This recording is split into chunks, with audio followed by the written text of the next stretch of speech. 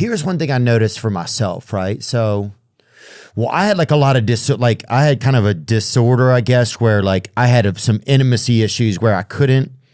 I'd had like some issues, like just like probably with my mom from growing up of not having a connection.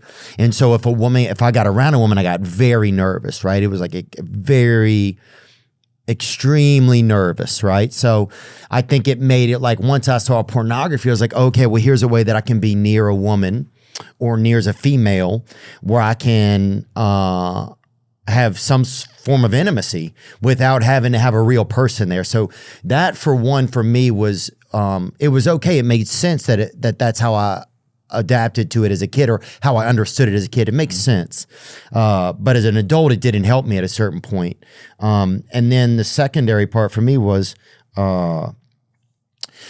you would see sex like in images or scenes or a way a camera's set up. And so then that's how you start to think of intimacy. It's like, okay, well, we have to do this scene. It's not like you would stage things around your room or anything. You didn't have any cameras or anything, but you would just you thought of each thing as like a scene or a scenario. So, you're not out there shooting baskets. You're trying to like recreate the NBA final, Right. That's a lot of pressure.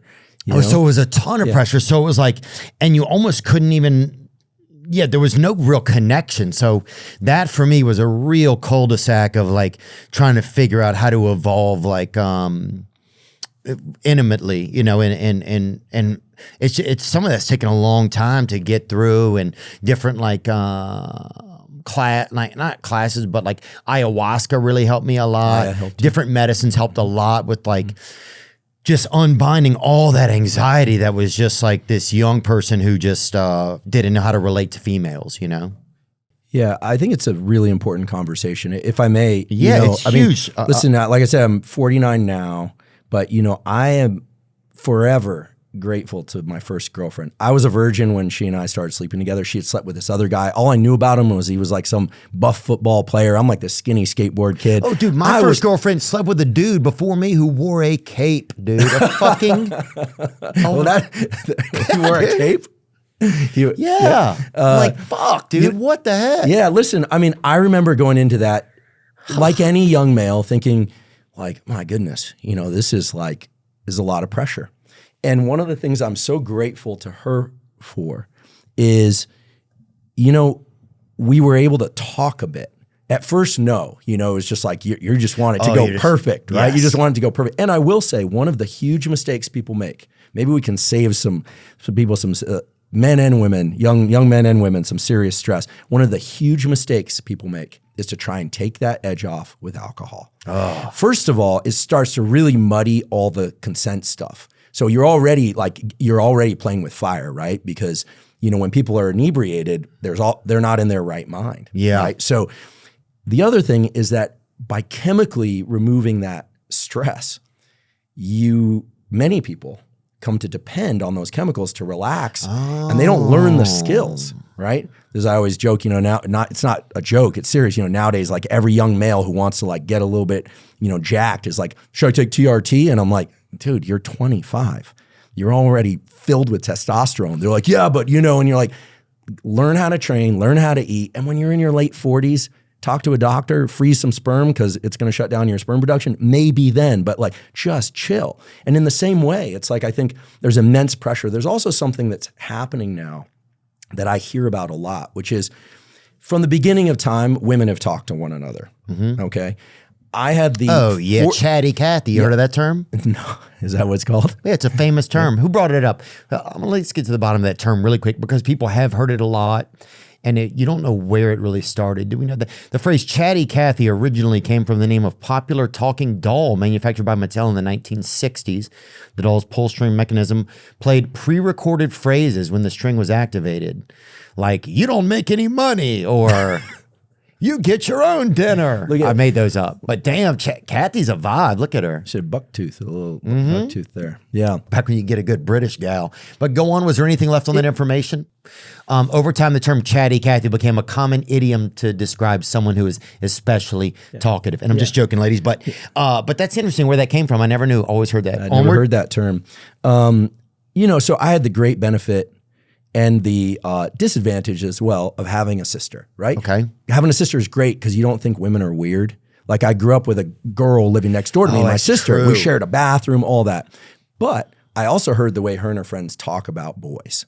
And so from a young age, I was like, man, I can't make a mistake on a first date. I got to do everything perfect because it's going to be the rundown. But back then, there was no social media. Now young guys tell me they are terrified to go out on dates because let's say they do something wrong. Let's say they're less than perfect.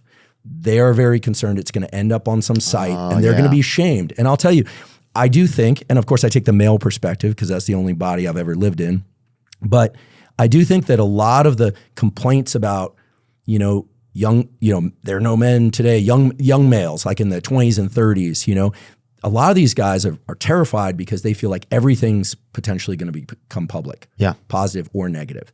And I hear a lot from young males about the pornography question, about all this. And I like, there's one kid that I've kind of mentored over time. I've known him since he was a little kid, and now he's in his 20s and he's doing great in life. But he's had his challenges, and I'll tell you, it's really interesting. He said to me, he goes, look, it's hard. He's a good-looking kid. Right now he's working construction. He's doing great. And he said, look, it's hard to find someone who just kind of keeps your relationship just the two of you. Yeah. But he did. He had a girlfriend. She wasn't the one. So he found one, and they have a closed container, they call it. There's like the new language or something. And he's like, man, it's awesome. And he's like, if I'm nervous about something related to intimacy, we talk about it. Turns out she's nervous too. And he feels super safe.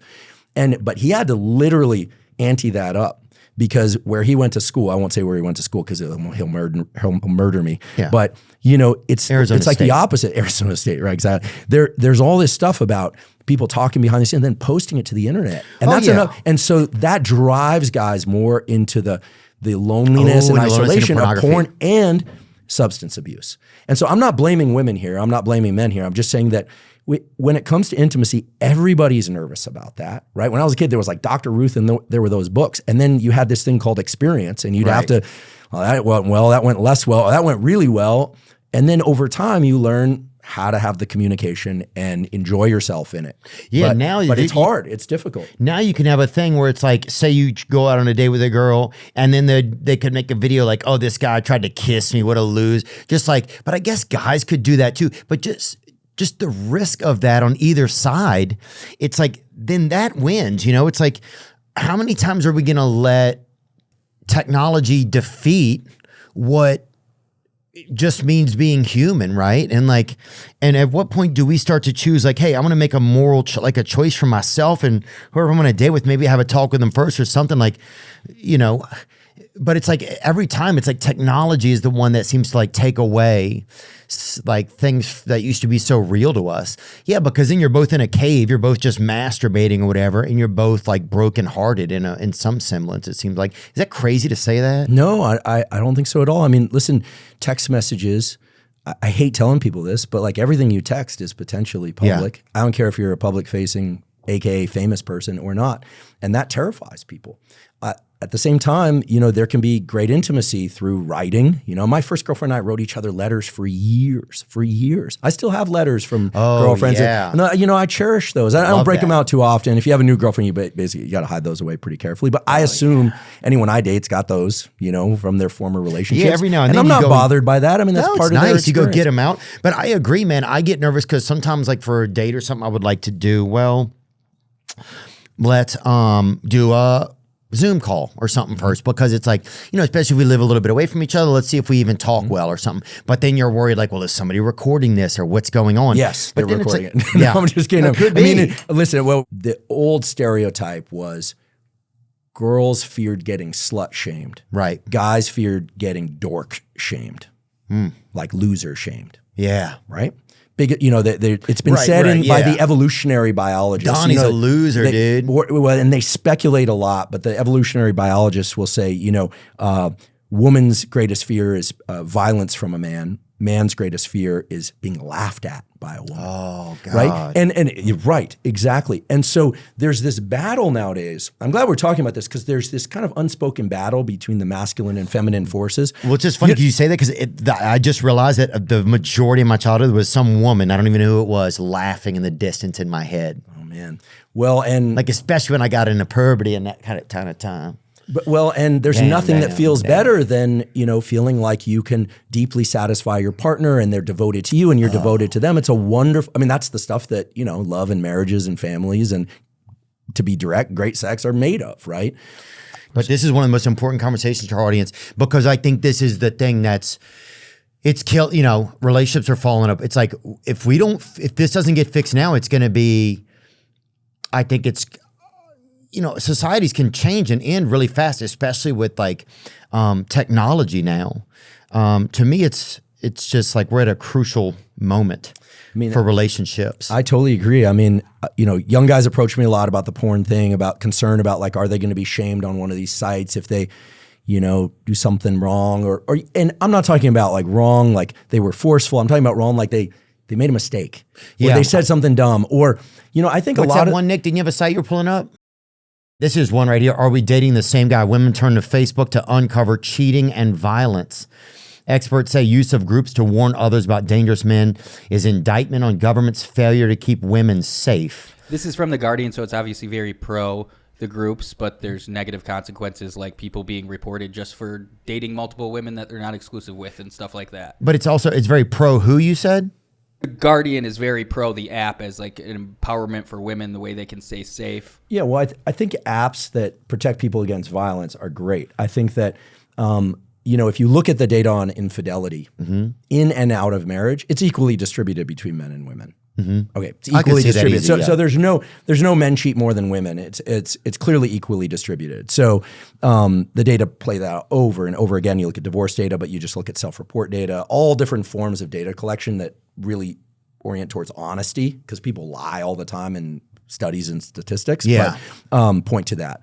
I think that the most important thing really, if we're talking about forming intimacy, whether or not sexual intimacy, emotional intimacy, or both, is that people feel that their communications are vaulted between them, right? What does vaulted mean? Vaulted means it's just between them. What happened? What's exchanged between them stays between them. That's intimacy in its own right. That it's something here. It's between us, right? That's right. I have a half joking solution to this, but I'm only half joking. Oh yeah, for sure. And I should say I've had some great relationships and I've had some not great relationships, right? I'm on great terms with most all of my ex-girlfriends, and I'm so grateful to, especially one from it was a long relationship, about 7 years, where she really taught me how to like have the uncomfortable conversation. Wow. And I'm still learning, right? And we're still good friends. But I'll tell you one of the solutions to this. Men, find a good lesbian friend. You want to really understand where you're strong, where you're weak, and you want to learn to just kind of relax around women. Be around a woman that you have no chance of sleeping with. That buddy oyster, bro. I have a couple of lesbian friends, and I'll tell you, I've always had a couple of lesbian friends. I'm convinced lesbians are going to save us all. God, I got to get one. They are, you know what I'm saying? Yeah, and you got to get it out of your head that you're going to sleep with them. Yes. Because these are what we call platinum star lesbians. They are interested in women and women only. Oh yeah, I'm talking checking a Westbrook jersey. So, and it's interesting because they have an amazing perspective on men that's from a women's perspective. And they also have an amazing perspective on women. Yeah. They can say things like, she's crazy. Andrew, you date her, you're going to be in pain. And they can also say things like, she seems pretty cool. I would date her, except she's not into women. And that's good. Women can see things in women that men can't see. Men can see things in men that obviously women can't see. I mean, I grew up in a big pack of guys. Like, I only hit bullseyes when it comes to assessment of friends and business partners, men and women. But, with men, I can just tell. He's a sociopath. He's cool. He's not cool. I can just tell. It's like a sixth sense. The other thing, across the sexes, a macaque monkey blindfolded on LSD God. has better optics. And I don't think I'm alone in that, right? Because we get stirred. It's not all about the anticipation of sex. It's that the styles of communication are different. The way that stories and information is turned into things by one sex, and it's like a whole different world. Lesbians normalize all of this, and they're extremely direct. And some of my best friends are lesbians. I love them to death. I would. We got to get some damn lesbians over here. Lesbians are going to save us all, man. Yeah, I love that. Yeah. That would be a great musical. Lesbians are going to save us all. And I believe that I would love to see that. And I think that, I think there is this, for a while there, people were like gays and, don't be gay and that kind of stuff. Probably like 50 years ago, that was like a thing, And then, but now I think one of the neat things about gay folks is they have like a special recipe, that's gay men built have into it them. worked out. Like I have a good friend I've known since childhood. It was wild because he basically slept with like more women than any of us in high school. He's a gay gentleman? He ended up being gay. Wow. Went off to college. He's as gay as could be. Yeah. And and the communication, he's explained like the communication in the gay male community. I don't So easy. Well, it's just very direct. Right. People ask for sex if they want, they say no if they don't want to. Want lunch, want it's to just- come. Yeah. I mean, That's it. Straight up. I mean, the stereotype is it matches. There are some married gay couples, obviously monogamous, et cetera, but it aligns with all the male stereotypes of promiscuous, multiple partners. That's the kind of stereotype, right? Let's grill and cum. That'd be my team, dude. If you had a gay flag football team in college, dude, Oh, man. for at the rec center, grill and cum. Yeah, some of that intimacy disorder stuff was a nightmare for me because when I was in my 20s, I was so nervous around women that a lot of times I had erectile dysfunction. Could you talk to your partner about it? Probably back then it was probably taboo, right? Oh, yeah. No, I think I just felt defeated, It felt very much like, damn, something's wrong with me. I don't know what's wrong with me, And it was like, I remember I had, it's funny because kind of with like my first girlfriend, I didn't really have it. And then it started to happen.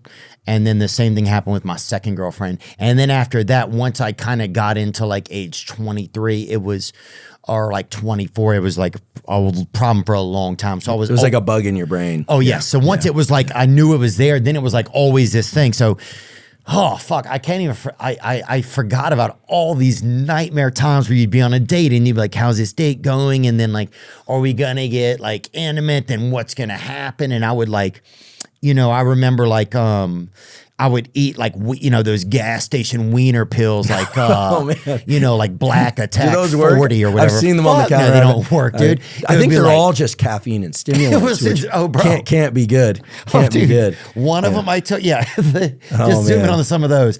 No, that's Dayquil. I mean, that's not going to help anybody.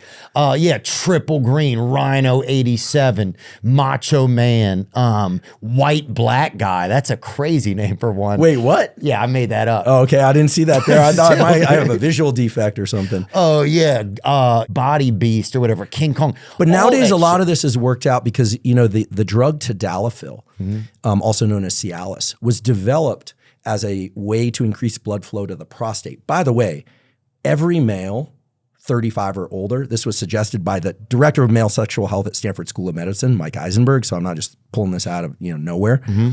Every male 35 or older should probably be on a low dose, 2.5 to 5 milligrams of tadalafil in the evening. It's very inexpensive. It does require a prescription. Why? Because the prostate needs blood flow. And it also serves, it has this pro-erectile function, right? And of course, one has to do all the other things correctly. You got to be sleeping, exercising, et cetera. Also, a lot of guys think they should be doing Kegels, that thing where you're like, kind of tight. That actually will tighten your pelvic floor and block blood flow to the penis and make erection more difficult. I've been doing it. Yeah, so they did, a lot of this stuff wasn't taught.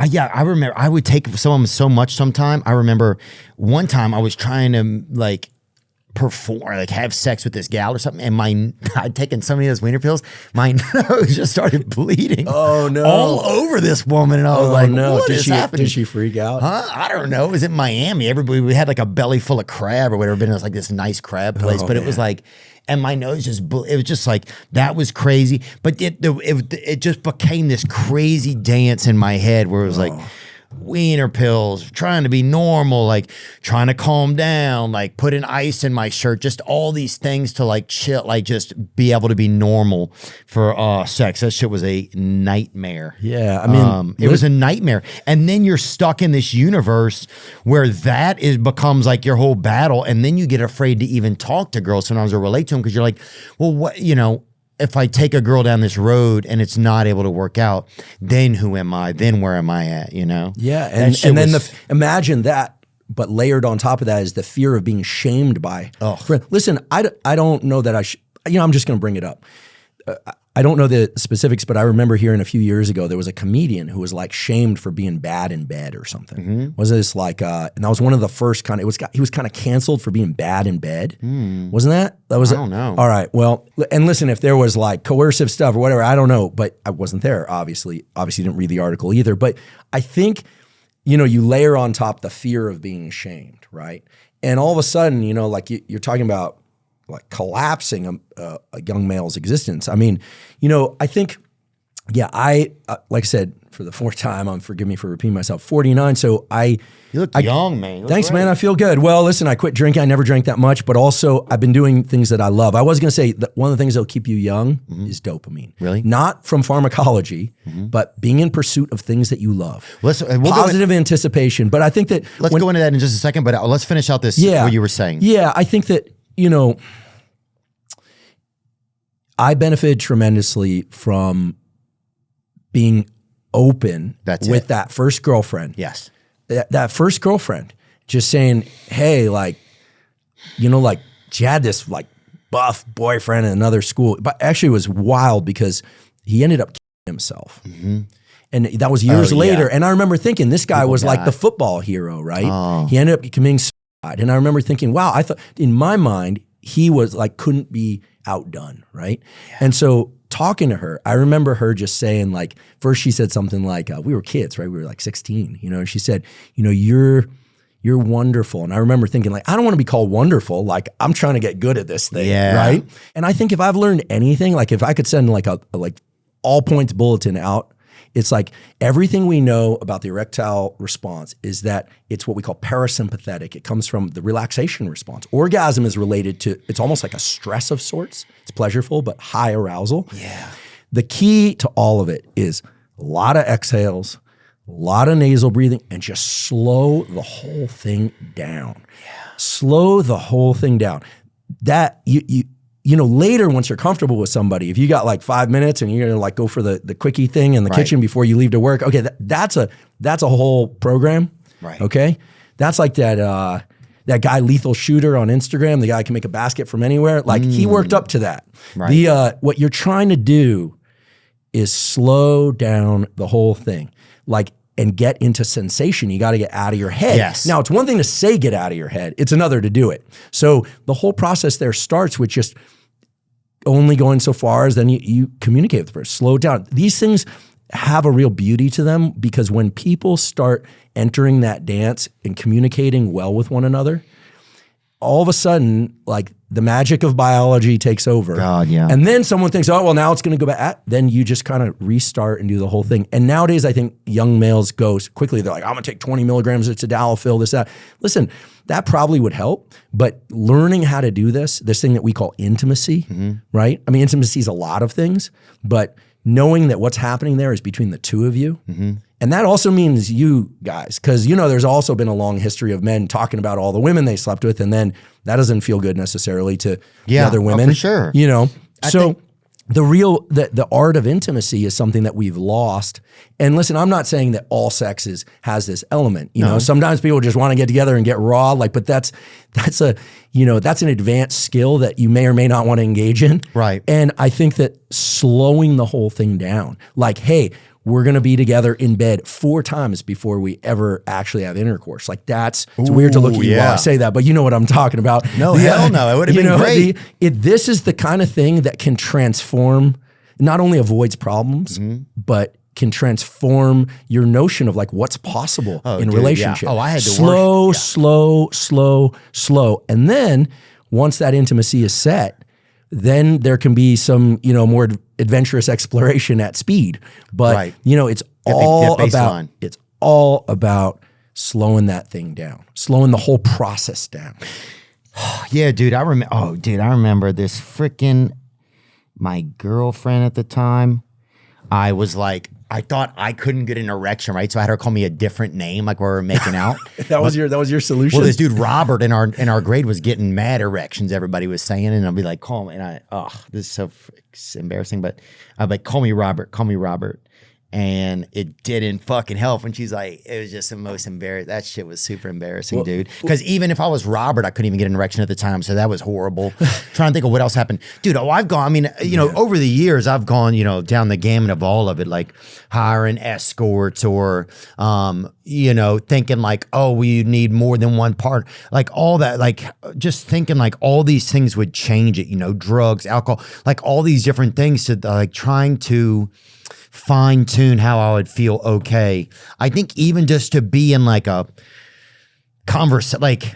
just to be like in an intimate conversation, like, oh, I wished I would have from the beginning been like, just with a girl, like been, hey, like this is what's going on and this is how I'm feeling and this is what's popping, and even made it cool or whatever. And it would have brought us closer together. But instead I took this huge bypass of like things that I thought would, like, I thought that intimacy was just a one man show. Well, it's so important what you're saying, that it was all your responsibility. Does that make any sense or not? Yeah, listen, newsflash, men and women. There are women who are great in bed and there are women who are not great in bed. Oh, yeah. There are great lovers who are women. There are not great lovers. I'll tell you what makes a great female lover. Yeah. Somebody who can relax and enjoy herself. And part of that is the communication. And also somebody who's tuned into what works for you. It took me a long time because I think all young men deal with this, right? You want to perform well. And it's interesting you mentioned Robert, and I mentioned this other guy that sadly eventually killed himself, but every young male knows the experience of, there's like this satellite male, you're holding yourself up against this image and an idea, right? This image and an idea, that's very dangerous thinking. You know what I think? I think that every male should understand that at some point, you're the satellite male. Oh. You're the satellite male. So you got to get out of that kind of thinking and understand that like dancing, like athletics, like it takes time to get good at. You need reps. Yeah. And you need reps under conditions where you can learn. I think, it sounds like you put the pressure on yourself to be like a sexual athlete from go. And like you got to learn layups, no pun intended. You got to learn your free throws. You got to learn lay downs, brother. I look at all that pornography. That's what it was. I've been looking at all that porno, and it got me all bent out. So I think there has to be a private world, an intimate world where people can explore in a healthy way, communicate in a healthy way, and know it's between them. And then you get to this beautiful vista with intimacy where you're like, I love this or I love that. And, and it brings people together. Oh, listen, I want to be respectful to, my former partners, but, it's one of these things where you go like, wow, like I really learned something from that person. Now, of course, as a man, you also have to have an ego intact enough to know she learned a few things from somebody else too. Right? Unless it's a first relationship. Right. This notion that you're the only person that's ever been there is quite rare. And part of being a grown male is accepting that. And frankly, different strokes for different folks, but I think you got to understand, like we're all here because either in a dish or in a human, sperm met egg. Okay. This drive that's dopamine driven and to reproduce and sex, the reason those things are so closely woven that drives so much of culture and behavior and shame and addiction and pleasure and all this stuff is because it's why we're here. Like, right. This is everything. And now Elon and other people are talking about how the replacement rate for humans is way, way down because we have birth control and people aren't having sex as much. It is possible that humans fail to replace themselves as a species, you know? And then you got guys like him who are trying to make up for that deficit. Oh yeah, he's popping off, dude. I mean, he's got like 14 kids or something? He'll knock up a fucking parking meter, that dude. He don't give a damn, boy. He's the only dude who put, man. yeah, he put definitely, he'll get it.